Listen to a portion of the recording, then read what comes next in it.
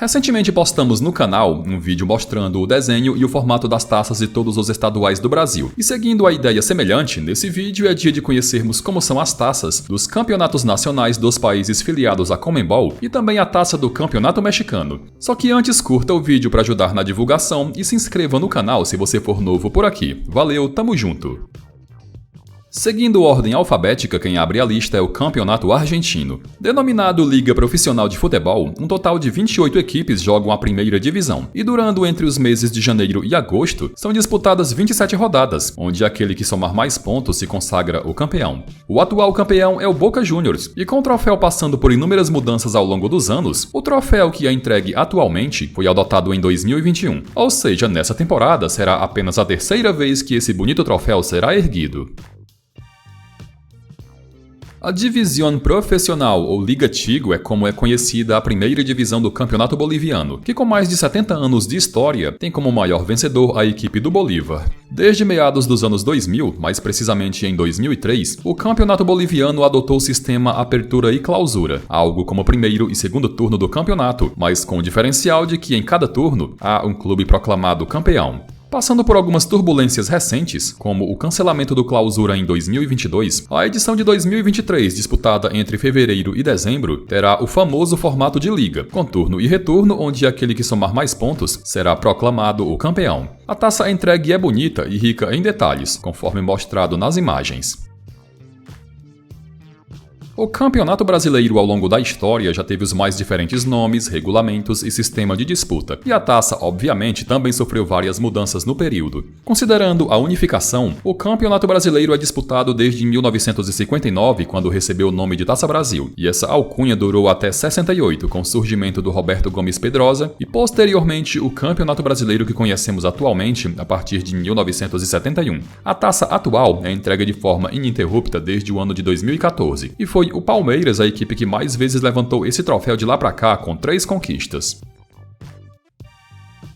O campeonato chileno é disputado desde a década de 30, e contando com diferentes formatos e sistema de disputa ao longo da história, em algumas ocasiões o sistema Apertura-Clausura foi adotado, com desde 2018 sendo disputado no formato de liga, onde aquele que somar mais pontos se consagra o campeão. 16 equipes jogam a primeira divisão, que tem início no mês de janeiro e com término acontecendo em dezembro, totalizando 30 rodadas. Denominado Huemel de Plata, o troféu do campeonato chileno passou a ter esse formato a partir de 2010, e de lá pra cá foi a equipe da Universidade Católica quem mais levantou o troféu, inclusive alcançando um tetracampeonato consecutivo entre 2018 e 2021.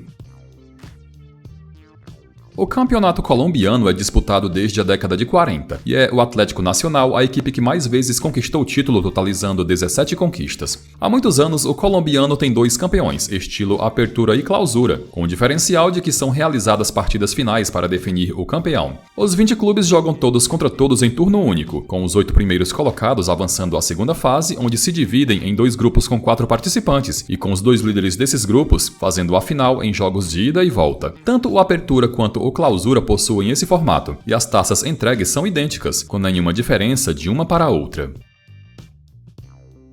Disputado desde a década de 50, o campeonato equatoriano tem um sistema de disputa parecido com o do colombiano, com o diferencial de que cada equipe que termina na liderança de um turno fazem a decisão para definir quem será o campeão equatoriano da temporada, e se porventura o mesmo time vencer ambos os turnos, ele é proclamado campeão direto. Em 2022, por exemplo, o Barcelona de Guayaquil terminou na liderança da primeira etapa, obtendo assim vaga garantida na final, enquanto que o Aucas ficou na liderança da segunda etapa. Na decisão, o Aucas levou a melhor sobre o Barcelona e foi campeão equatoriano. No total, são 16 o número de equipes que disputam a primeira divisão do campeonato equatoriano. Para mim, o troféu do equatoriano é um dos mais bonitos da América do Sul.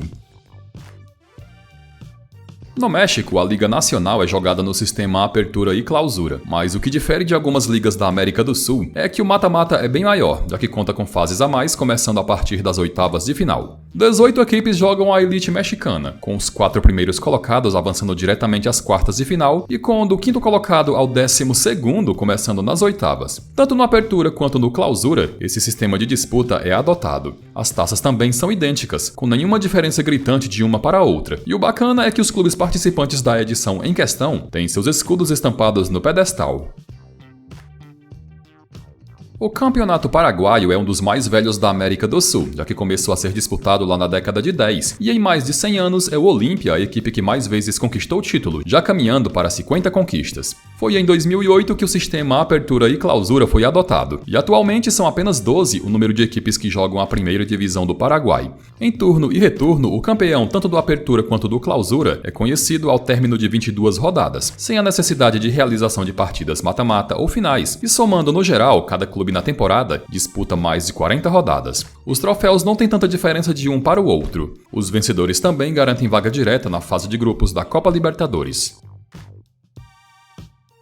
Na primeira divisão do Peru, são 19 o número de clubes participantes, e o sistema de disputa é também no Apertura e Clausura, bastante adotado em ligas da América Latina. O campeão, tanto do Apertura quanto do Clausura, garantem vaga na fase de grupos da Copa Libertadores. E além disso, os campeões também recebem um troféu, estilo prato, que lembra bem o que é entregue no campeonato holandês. Só que no campeonato peruano, os campeões de cada turno se classificam para uma semifinal, onde enfrentam os dois melhores colocados abaixo na classificação geral. E o vencedor dessas semis faz a grande final para definir quem é o campeão peruano da temporada. O troféu de campeão peruano é muito parecido com o da Liga Europa, e o bacana é que os escudos dos clubes participantes também são estampados no pedestal.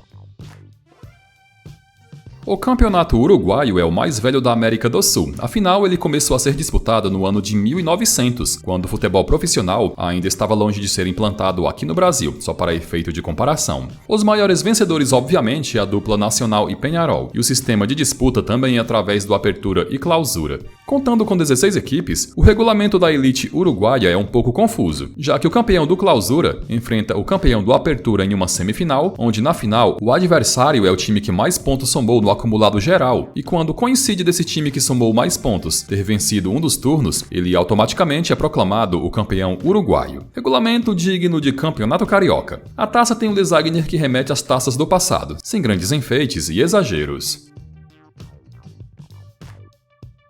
Oficialmente, levando em conta a era profissional, o campeonato venezuelano é disputado desde a década de 50, e em algumas épocas sendo jogado no tradicional Apertura e Clausura. Desde 2020, o formato mudou, com os 16 clubes da elite jogando 30 rodadas em turno e retorno, e com os 4 primeiros colocados ao final destas 30 rodadas, avançando para um quadrangular final. Nesse quadrangular, também jogado em ida e volta, os 2 primeiros colocados avançam para a grande final, que disputada em jogo único define o campeão venezuelano da temporada. A taça entregue conta com a placa dos campeões estampadas no pedestal, algo parecido com o que a Copa Libertadores faz há muitos anos. Bom galera, e analisando bem qual dessas taças é a mais feia e a mais bonita, esse é o meu top 3 mais bonitas. A medalha de bronze ficou com a taça do campeonato argentino, que nos últimos anos de vez em quando passa por mudanças. A segunda mais bonita eu achei a do campeonato boliviano, que não tem exagero algum em seu tamanho e também no seu peso. E em primeiro lugar eu achei a taça do campeonato equatoriano a mais bonita mostrada nesse vídeo, com um designer bastante inovador e com ar de... sei lá. Agora as 3 mais feias. Em antepenúltimo eu coloco a do campeonato chileno, em penúltimo eu considerei a do venezuelano e em último lugar eu achei a do campeonato colombiano a mais feia que apareceu. E aí, qual o seu top 3 mais feias e mais bonitas? Não esqueça de curtir o vídeo e de deixar a sua opinião nos comentários.